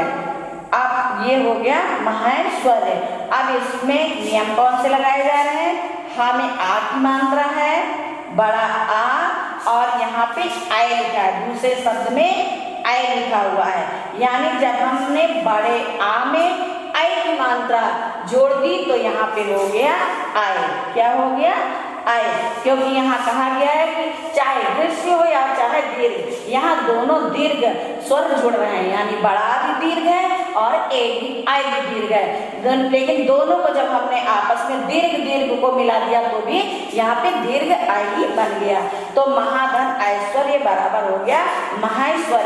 अब बच्चों ध्यान में ये रखना है कि आ में जब हम ई जोड़ते हैं तो एक ही मात्रा बनती है, लेकिन वो गुण संधि होती है।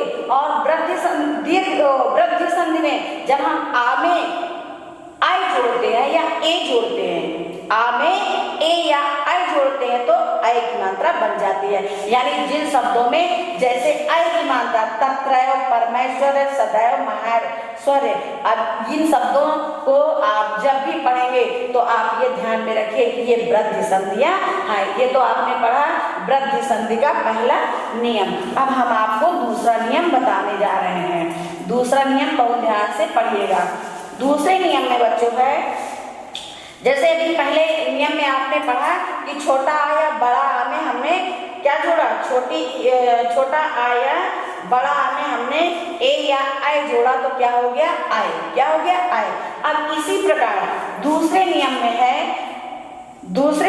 है जब हम छोटा आ या बड़ा आ में ओ या आओ क्या जोड़ेंगे, ओ या आओ, ओ या आओ जोड़ेंगे तो क्या हो जाएगा आओ, क्या हो जाएगा आओ। अब आप आए और आओ की मात्रा पढ़ाएं। जब आप छोटा आ या बड़ा आ में ए या आई जोड़ेंगे तो आई हो जाएगा, ये नियम नंबर 1 है। और जब आप छोटा आ या बड़ा आ में ओ या आओ जोड़ेंगे तो हो जाएगा आओ, क्या हो जाएगा आओ, आओ जाएगा। अब आप इसके उदाहरण देखिए, जैसे लिखा है जल धन औषध, जल धन औषधि। अब आप देख रहे हैं जल यानी जल के साथ छोटा सुनाई पड़ा है और यहाँ दूसरे शब्द में ओ लगा है, तो यहाँ हम दोनों शब्दों को जब आपस में जोड़ेंगे तो हो जाएगा जलौषधि। क्या हो गया जलौषधि। यानी जो ये ओ की मात्रा जुड़ी थी ये किसमें परिवर्तित हो गई, औ में हो गया जलौषधि। अब हमने नियम कौन से जोड़ा, आ, यहाँ ला के साथ आ सुनाई पड़ रहा है छोटा आ, और छोटा आ में हमने कौन सा स्वर जोड़ा ओ, कौन सा स्वर जोड़ा ओ। तो जब हम छोटा आ और ओ को आपस में जोड़ते हैं तो यहाँ पे हो जाता है आओ, क्या हो जाता है आओ। अब दूसरा देखिए परम, परम धन औषध, परम धन औषध हो जाएगा बच्चों, दोनों को मिला के परमौषध। क्या हो जाएगा परमौषध, परमौषध। अब इसमें हम कौन से नियम का पालन कर रहे हैं, यहाँ परम, परम के साथ छोटा आ सुनाई पड़ रहा है और यहाँ दूसरे शब्द में आओ है, तो यहाँ क्या हो जाएगा आओ, क्या हो गया आओ। यानी आ में ओ जोड़ा तो आओ हो गया और छोटा आ में आओ जोड़ा तो भी आओ हो गया। इसके बाद है महाधन ओजस्वी, महाधन ओजस्वी। तो यहाँ पे बच्चों क्या हो जाएगा महोजस्वी, क्या हो जाएगा महोजस्वी, महोजस्वी। अब आप देख रहे होंगे कि यहाँ पे महोजस्वी लिखा है, यहाँ महा लिखा है। अब हा में जो आ की मात्रा और ये ओ दोनों जब आपस में दोनों आपस में बदल जाती हैं तो यहाँ पे हा में ओ की औ की मात्रा हो जाती है, क्या हो जाती है। यानी यहाँ से आ की मात्रा हट गई, यहाँ से ओ की मात्रा हट गई और जब दोनों हट गई तो दोनों की जगह पे हा में कौन सी मात्रा हो गई औ की, महोजस्वी। अब हमने यहाँ पे कौन सा नियम लगाया, हा में आ की मात्रा है, हा में आ की मात्रा बड़ा की मात्रा और यहाँ पे है ओ, यानी कि बड़ा आ और ओ को जब आपस में जोड़ा गया तो यहाँ हो गया आओ, क्या हो गया आओ। इसी प्रकार दूसरा है महाधन, महाधन औषध, महाधन औषध। तो यहाँ पे हो जाएगा नया शब्द महौषध, क्या हो जाएगा महौषध। बच्चों जो दूसरे शब्द का स्वर होता है वो स्वर हट के मात्रा के रूप में बदल जाता है। जैसे यहाँ ओ लिखा हुआ है, लेकिन यहाँ पे ला में ओ भी हट जाएगा और ओ की मात्रा हो जाएगी तो औ हो जाएगा। ये जो दूसरा शब्द दिखाई पड़ा ओ दिखाई पड़ा, ओ दिखाई पड़ा, तो ये जो है मात्रा के रूप में परिवर्तित हो जाते हैं। यानी जो पहला शब्द होता है उसका जो लास्ट वाला अक्षर होता है उसमें वो मात्रा लग जाती है। जैसे यहाँ महा, धन, औसत, तो ये हा में औ की मात्रा लग जाएगी, हो जाएगा महाऔसत। अब आपने यहाँ पे कौन कौन से स्वर जोड़े, जैसे हा में आ की मात्रा है तो यहाँ बड़ा आ और यहाँ पे है औ, यहाँ पे बड़ा आ और औ जब आपस में जुड़ा तो हो गया औ। अब आपको नियम वृद्धि संधि का नियम नंबर 2 समझ में आ गया होगा। अब बच्चों इसके आगे अभी तक आपने पढ़ा कौन कौन सी संधि आपने पढ़ी, आपने पढ़ा दीर्घ संधि, गुण संधि और वृद्धि संधि। अब बच्चों हम आपको पढ़ाने जा रहे हैं यण संधि। अब आप यण संधि के बारे में पढ़ेंगे।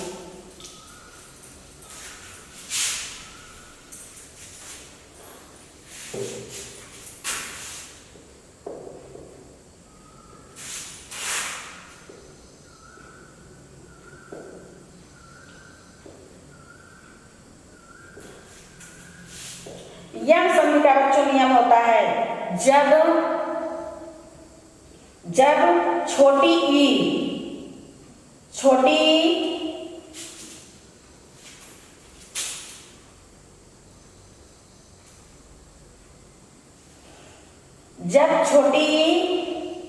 या बड़ी ई के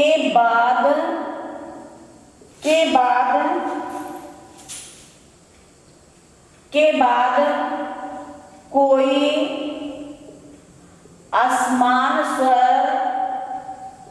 कोई असमान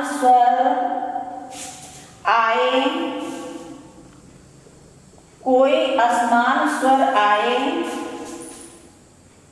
तो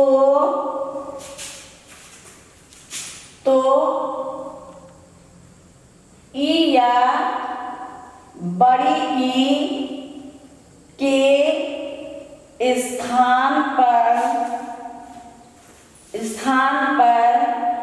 या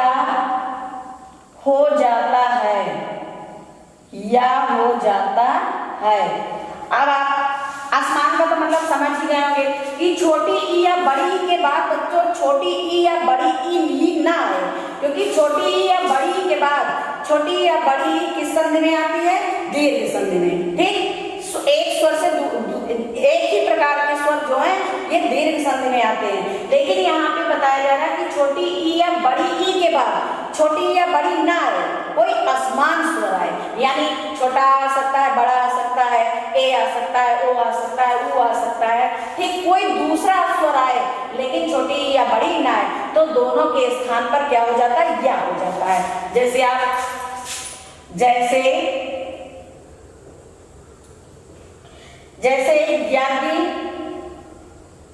यदि धन आपी, क्या लिखा हुआ है, यदि धन आपी।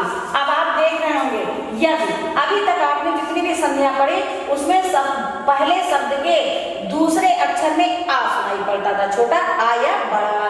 लेकिन अब यहाँ पे यण संधि में चेंज हो गया है।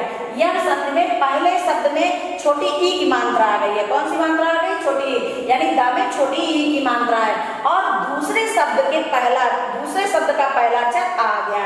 अभी तक आपने पढ़ा कि जो पहला शब्द होता था उसका जो लास्ट वाला अक्षर होता था उसमें छोटा आ या बड़ा आता था, लेकिन यण संधि में थोड़ा से चेंजिंग आ गई है, बदलाव आ गया है कि जो पहला शब्द है उसका दूसरा अक्षर जो है उसमें छोटी ई की मात्रा लगी है और दूसरा जो शब्द है उसका पहला अक्षर बड़ा आ है।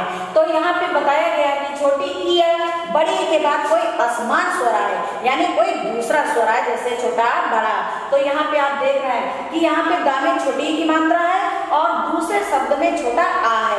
तो यहाँ पे बच्चों छोटी ई और आ को मिलने से आपने पढ़ा या हो जाता है। तो आप बोलिए मुंह से अपने यद्यपि, यहाँ पे यदि है और यहाँ पे अपि है, तो दोनों को हम मिलाएंगे तो क्या हो जाएगा, यद्यपि। क्या हो जाएगा, यद्यपि।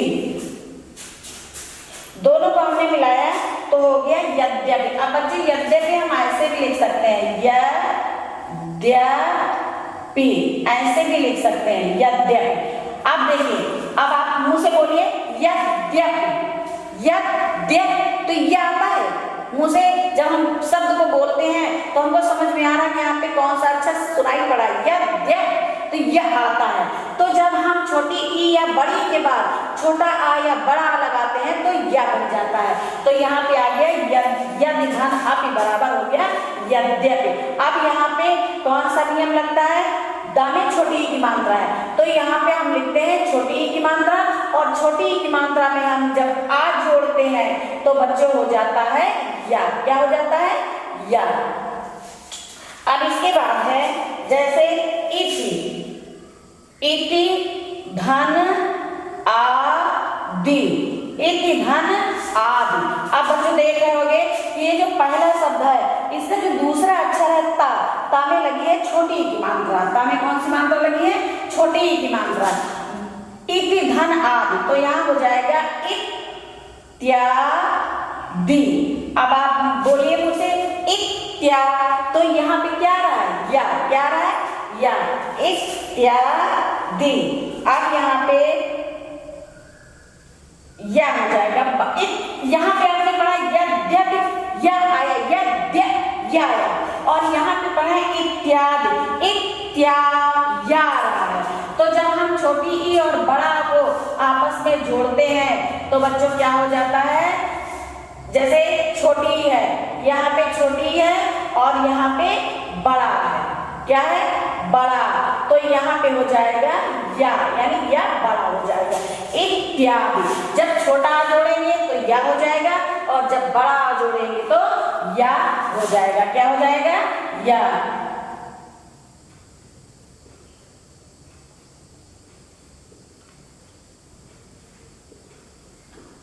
अब इसके बाद है, ये तो आपका नियम नंबर 1 था। कौन था, नियम नंबर 1। नियम नंबर 1। अब आप पढ़ेंगे नियम नंबर 2। अब इसी का आप नियम नंबर 2 पढ़ेंगे। नियम नंबर 2, तो बच्चों अभी आप पढ़ा ई या बड़ी के बाद छोटा आया बड़ा है। अब आप पढ़ेंगे कि जब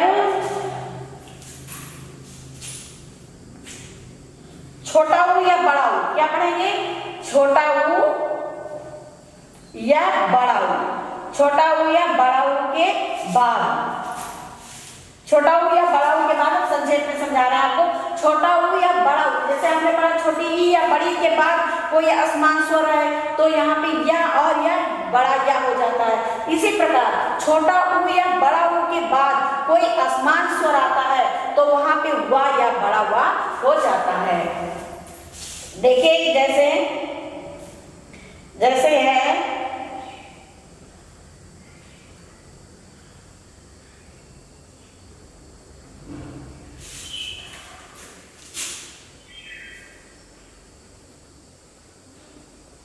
जैसे सु धन अच्छ, सु धन अच्छ, तो यहाँ पे बच्चों नया शब्द क्या बन जाएगा, स्वच्छ। क्या बन जाएगा, स्वच्छ, स्वच्छ। अब आप मुझसे बोलिए, जैसे आपने अभी पढ़ा कि यदि छोटा ऊ या बड़ा ऊ के बाद कोई असमान, यानी कि छोटा या बड़ा आ जाए, कोई भी असमान स्वर आए, यानी छोटा ऊ की जगह छोटा ऊ या बड़ा ऊ ना आए, तो असमान का मतलब कि छोटा ऊ या बड़ा ऊ से हट के कोई अक्षर आए। तो यहाँ देखिए हट के आ गया, यहाँ छोटा ऊ है और यहाँ उसका असमान स्वर आ है, तो छोटा ऊ और छोटा आ है, तो छोटा ऊ और छोटा आ को जोड़ने पर हुआ बनता है। क्या बनता है, हुआ। तो आप मुझसे बोलिए स्वच्छ, स्व, तो हुआ आता है ना, तो यहाँ पे छोटा ऊ और छोटा आ जुड़ा। क्या जुड़ा, छोटा ऊ और छोटा आ। जब छोटा ऊ या छोटा आ जुड़ा तो हो गया वा, यानी हो गया स्वच्छ। ये स्वच्छ में वा की आवाज आ रही है।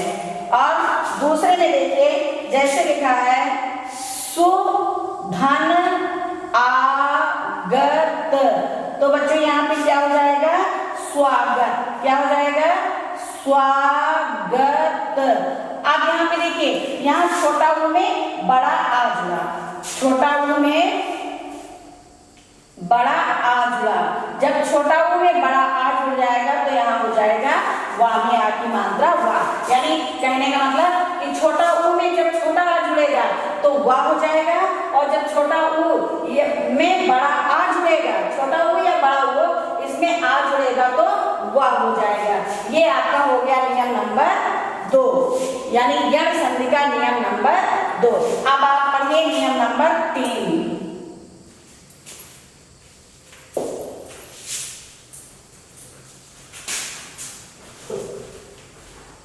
नियम नंबर 3। अब बच्चों नियम नंबर 3 में जो है री के आगे, अब यहाँ पे आप पढ़ेंगे कि अगर री है, री के आगे कोई असमान अक्षर आता है, कोई भी असमान अक्षर आता है, जैसे बड़ा आ गया, बड़ा आ गया, छोटा आ गया, तो वहां पे हो जाता है रा। क्या हो जाता है? रा। जब री में हम कोई असमान स्वर जोड़ते हैं तो उसकी जगह पर रा आ जाता है। ये यण संधि का तीसरा नियम है। जैसे हमने जोड़ा पित्र, जैसे पित्र, पित्र धन आदेश। अब इन दोनों शब्दों को हम आपस में मिलाएंगे तो हो जाएगा पित्रादेश, पित्रादेश। अब देखिए पित्रादेश, अब यहाँ पे आप देख रहे हैं त्रा में री की मात्रा है, त्रा में कौन सी मात्रा है? री की। और कहा गया कि इसका कोई असमान, यानी री से री का मेल ना हो, नहीं तो समान हो जाएंगे। री में हमने आ जोड़ा, असमान स्वर जोड़ा, ये री है और ये आ है। जब हम री और आ को जोड़ेंगे तो हो जाएगा रा। तो अब आप मुझसे बोलिए पित्रादेश, पित्रा, रा आ रहा, पित्रादेश आ रहा है ना, रा समझ में आ रहा है, पित्रादेश। तो यहाँ पे हम क्या नियम जोड़ते हैं? पित्र, त्राय, तो यहाँ पे हम री जोड़ते हैं। क्या जोड़ते हैं? री। री में हम जोड़ते हैं बड़ा आ, तो यहाँ पे हो जाता है रा। क्या हो जाता है? रा। और दूसरा है जैसे पित्र धन आज्ञा, पित्र धन आज्ञा, तो क्या हो गया? पित्राज्ञा। क्या हो गया? पित्राज्ञा,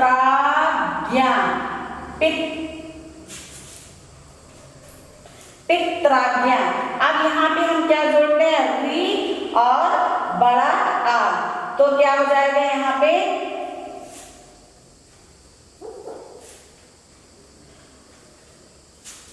यहाँ पे हो जाएगा रा में आ की मात्रा रा, पित्रा दे।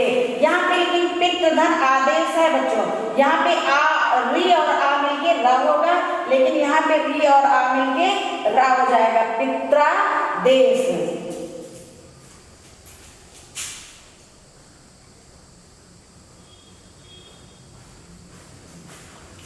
अब आप यहाँ पे देखिए, ये तो आपका हो गया यण संधि का तीसरा नियम। अब आप पढ़ेंगे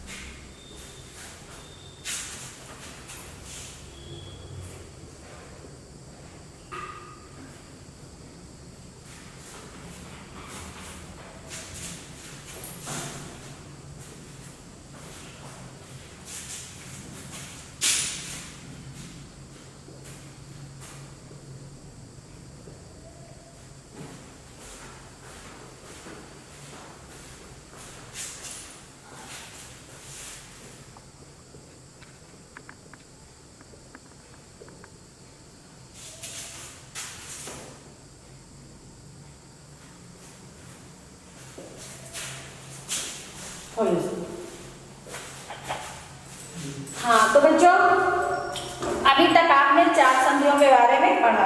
अब 5वीं संधि है आपकी अयादी संधि। कौन सी संधि है? अयादी संधि। अब बच्चों अयादी संधि में जब हम ए के बाद कोई असमान स्वर, ए या ऐ के बाद कोई असमान स्वर जैसे छोटा आ या बड़ा आ जोड़ेंगे तो वहां पे आय हो जाएगा। और जब हम आय के बाद कोई असमान स्वर यानी छोटा आ जोड़ेंगे तो यहाँ पे आय हो जाएगा। और बच्चों जब हम ओ की जगह ओ के साथ कोई असमान स्वर यानी आ जोड़ेंगे तो औ हो जाएगा। और जब हम औ के साथ कोई असमान यानी छोटा आ जोड़ेंगे तो आव हो जाएगा।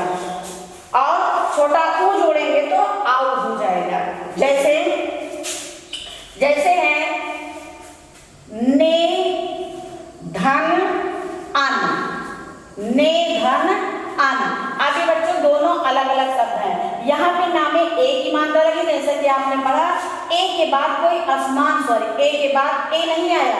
अगर ए के बाद ए आता तो समान स्वर हो जाता, ए के बाद आ आया, इसलिए ये असमान स्वर है। तो यहाँ पे हो जाएगा न यन। क्या हो जाएगा? क्योंकि आपने पढ़ा कि ए के बाद कोई असमान स्वर आता है तो आय हो जाता है। क्या हो जाता है? आय। तो पढ़िए न यन, आय आ रहा है तो ने धन अन बराबर हो जाएगा न यन। अब यहाँ पे कौन कौन से स्वर जुड़ रहे हैं? ए धन आ बराबर हो जाएगा आय। क्या हो गया? आय। जैसे आप बोलिए न यन, न य, आय आ रहा है। इसके बाद है जैसे आय, गा में आय की मात्रा गए हो गया। और अप क्या लिखा हुआ है? गए धन अप। अब यहाँ पे आय के साथ आ जुड़ रहा है तो यहाँ पे बच्चों आय हो जाएगा। क्या हो जाएगा? आय। जैसे हो जाएगा गा य ग, तो आप मुझसे बोलिए गाय, आय आ रहा है मेरा। जैसे नयन बोला तो नयन आय आ रहा है और गाय यक आय आ रहा है। तो गए धन अब गाय, यानी इसमें हम आए और छोटा आ जोड़ रहे हैं तो आ गया आय। क्या आ गया? आय। हो गया गायक। इसके बाद है बच्चों जैसे ओ, अभी आया ना कि ओ के साथ हम कोई असमान स्वर जोड़ेंगे तो आ हो जाएगा। जैसे लिखा है यहाँ पे भो, भो यानी ओ के साथ हम असमान स्वर जोड़ रहे हैं अन। क्या जोड़ रहे हैं? अन। तो हो जाएगा भवन। मुझसे बोलिए भव, अब आ रहा है तो यहाँ हो जाएगा भवन। अब इसमें हमने ओ के साथ आ जोड़ा, यानी ओ और आ दोनों असमान स्वर हैं। ओ के साथ जब हमने आ जोड़ा तो हो गया यहाँ पे आओ। अब बच्चों ओ और आ हो गया। इसके बाद हम आओ जोड़ते हैं। जैसे पाओ, पाओ में हम जब अन जोड़ते हैं, पाओ धन अन, तो बच्चों यहाँ पे हो जाता है जैसे आपने पढ़ा ओ के साथ जब हम आ जोड़ेंगे तो आओ हो जाएगा। और जब हम आओ के साथ आ जोड़ेंगे तो आओ हो जाएगा। तो यहाँ पे हम आओ के साथ आ जोड़ रहे हैं तो यहाँ हो जाएगा पावन। क्या हो जाएगा? पावन। क्या हो जाएगा? पावन। क्योंकि आओ और जब आ जुड़ेगा तो आओ हो जाएगा पावन। तो यहाँ पे जुड़ रहा है आओ और आ, यहाँ पे हो गया आओ। क्या हो गया? आओ। ये हो गया पावन। इसके साथ बच्चे एक और है, जैसे औ के साथ हम ई जोड़ते हैं औ। जैसे यहाँ लिखा है नौ। क्या लिखा है? नौ धन एक। क्या लिखा हुआ है? नौ धन एक। अब इसको बोलिए नाविक। अब आ रहा है जब हम आओ में यहाँ हो गया नाविक। अब देखिए यहाँ पे आओ में हम ई जोड़ा, अभी हमने ओ में आ जोड़ा तो आ हो गया, आओ में आ जोड़ा तो आ हो गया। अब हम आओ में ई जोड़ रहे हैं तो क्या हो जाएगा? आओ। जैसे यहाँ पे है आओ, आओ में हम ई जोड़ रहे हैं तो यहाँ हो जाएगा आव। क्या हो जाएगा? आवी। जैसे आप बोलिए नाविक, आवी आ रहा है नाविक। अब जैसे हम आओ में यहाँ पे है भव। क्या लिखा है? भव। भव में हम ऊ जोड़ रहे हैं, ऊक। यहाँ में आओ में ई जोड़ा और में ऊ जोड़ रहे हैं तो यहाँ हो जाएगा भावुक। क्या हो जाएगा? भावुक। अब बच्चों जब हम आओ में ई जोड़ते हैं तो आव ही आ जाता है, और जब हम आओ में ऊ जोड़ते हैं तो आव हो जाता है। जैसे बोलिए भावुक, वुक आ रहा है तो यहाँ पे आओ और क्या जोड़ेंगे? आओ और ऊ, तो यहाँ हो जाएगा आओ। क्या हो जाएगा? आवू। अब इस प्रकार आपने पांचों संधियों का जो है पांचों संधियों के बारे में पढ़ लिया है। अब आपको समझ में आ गया होगा। अब हम आपको इसके बाद लिखित देंगे। उस लिखित जो है नोट्स बुक में आप बहुत ध्यान से फिर से एक बार सारे नियमों को पढ़िएगा और नियमों को पढ़िएगा और समझिएगा। इसके बाद साफ साफ लिखने के बाद बच्चों उसको याद भी करिएगा। अभी तक हमने आपको पढ़ाया संधि के बारे में। आपने पढ़ा कि संधि किसे कहते हैं? दो अक्षरों की या दो शब्दों के मेल को संधि कहते हैं। फिर आपने पढ़ा संधि कितने प्रकार की होती है? संधि 3 प्रकार की होती है, स्वर संधि और व्यंजन संधि और विसर्ग संधि। फिर आपने पढ़ा कि स्वर 2 प्रकार के होते हैं, एक ह्रस्व स्वर और दीर्घ स्वर। बच्चों ह्रस्व स्वर के बारे में आपने पढ़ा, जिनको पढ़ने में कम समय लगता है, बोलने में कम समय लगता है, जैसे छोटा, छोटी, छोटा और रे। ये ह्रस्व स्वर, ये आपके ह्रस्व स्वर हो गए। और दीर्घ स्वर आपने पढ़ा जिनको बोलने में अधिक समय लगता है, जैसे बड़ा, बड़ी, बड़ाऊ, ए, आए, ओ, आओ। फिर उसके बाद आपने पढ़ा स्वर संधि के 5 स्वर संधि के भेद। स्वर संधि के बच्चों 5 भेद होते हैं, दीर्घ संधि और गुण संधि, वृद्धि संधि, यण संधि और अयाधि संधि। फिर आपने पढ़ा कि वृद्धि संधि। वृद्धि संधि में आपने बच्चों तीनों नियमों के बारे में पढ़ा। वृद्धि संधि में एक स्वर का समान स्वर से मिलन होता है जिसको हम वृद्धि दीर्घ संधि कहते हैं। गुण संधि में आपने बच्चों पढ़ा कि जैसे हम छोटा आ में छोटी, या बच्चों जैसे अभी हमने बताया कि गुण संधि में छोटा आ में छोटी या बड़ा आ में बड़ी, यानी छोटा आ या बड़ा हो चाहे छोटी या बड़ी हो, इसको हम जोड़ते हैं तो एक ही मात्रा बन जाती है। इसी प्रकार आपने गुण संधि का दूसरा नियम पढ़ा कि जब हम छोटा आ के साथ या बड़ा आ के साथ छोटा ऊ या बड़ा ऊ जोड़ते हैं तो ओ की मात्रा बन जाती है, जैसे परोपकार। इसके बाद नियम नंबर 3 में बच्चों है, जैसे हम छोटा आ में री जोड़ते हैं तो अर की मात्रा बन जाती है, जैसे देवर्षि आदि शब्द बनते हैं। फिर इसके बाद आपने पढ़ा वृद्धि संधि। वृद्धि संधि में बच्चों जब हम आ के साथ, आ या बड़ा के साथ कोई असमान स्वर ए या ऐ जोड़ते हैं तो वहाँ पे आय हो जाता है। इनके बने शब्द जो होते हैं जैसे तत्रैव परमेश्वर और सदैव महेश्वर। इसके बाद आपने बच्चों पढ़ा वृद्धि संधि का दूसरा नियम, जैसे हमने आ के साथ ओ या औ जोड़ा, यानी छोटा आ या बड़ा के साथ ओ या औ जोड़ा तो औ हो गया।